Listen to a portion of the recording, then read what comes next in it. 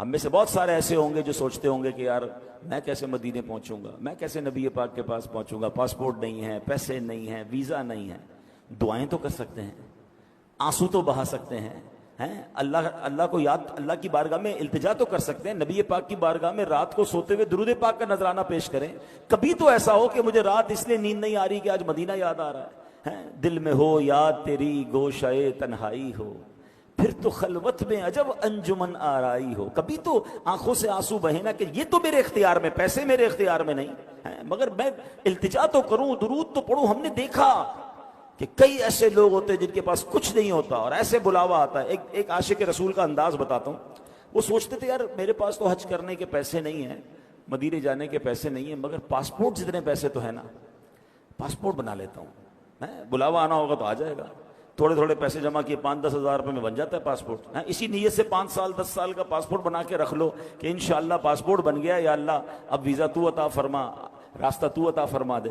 تو اس عاشق رسول نے اپنا پاسپورٹ بنایا، کہتے 1 روپیہ اس کے علاوہ نہیں تھا، کوئی تیاری نہیں تھی۔ جس دن پاسپورٹ بن کر آیا اس دن مدینے کا بلاوا آ گیا۔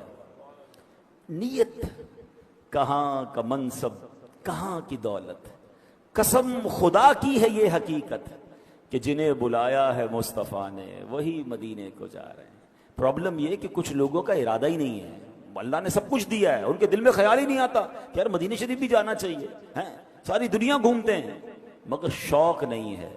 میری گزارش یہ اس قرآنی واقعے سے سیکھنا جو ہے کہ ہمیں یہ مدینہ منورہ کا شوق دل میں پیدا اور کیوں شوق پیدا نہ ہو کہ جس نبی کا کلمہ پڑھا ہے وہ مدینے میں ہے۔ اور آقا علیہ الصلوۃ والسلام نے پتہ کیا فرمایا؟ من زار قبری وجبت لہو شفاعتی، جس نے میرے روضے کی زیارت کی اس پر میری شفاعت واجب ہو گئی۔ اب یہاں 3 باتیں سمجھنی ہیں۔ انعام کتنا بڑا ہے؟ شفاعت واجب ہے، قیامت کے دن شفاعت ہو گئی تو پھر تو بیڑا پار ہو جائے گا نا۔ مگر اور گہری بات سنو، علماء کہتے ہیں شفاعت ہوگی کس کی؟ یاد رکھیے گا، کسی غیر مسلم کی شفاعت نہیں ہوگی۔ جو ایمان لے کر دنیا سے جائے گا، ایمان والا مرے گا، اس کی شفاعت ہوگی۔ ہم میں سے کس کو پتا ہم ایمان والے مریں گے کہ نہیں؟ ہم تو دعا کرتے ہیں نا، دعا ہی کرنی چاہیے اللہ ایمان سلامت رکھیو۔ مگر یہاں نبی پاک نے کیا فرمایا؟ وجبت لہو شفاعتی، واجب ہو گئی اس پر میری شفاعت۔ اس کا مطلب یہ ہوا جو مدینے جاتا ہے اس کے ایمان کی حفاظت بھی ہو جائے گی انشاءاللہ، اس کا خاتمہ ایمان پر ہوگا۔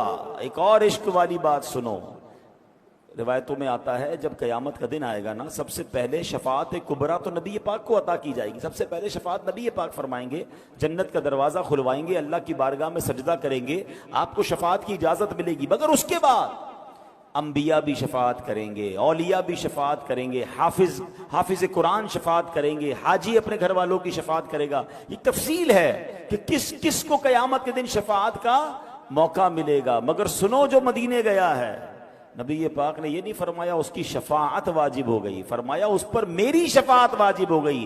وجبت لہو شفاعتی، میری شفاعت واجب ہو گئی۔ تو اے مدینے کے زائر، تجھے مبارک ہو، قیامت کے دن صرف شفاعت نہیں ہوگی بلکہ شفاعت خود رسول پاک علیہ السلام فرمائے۔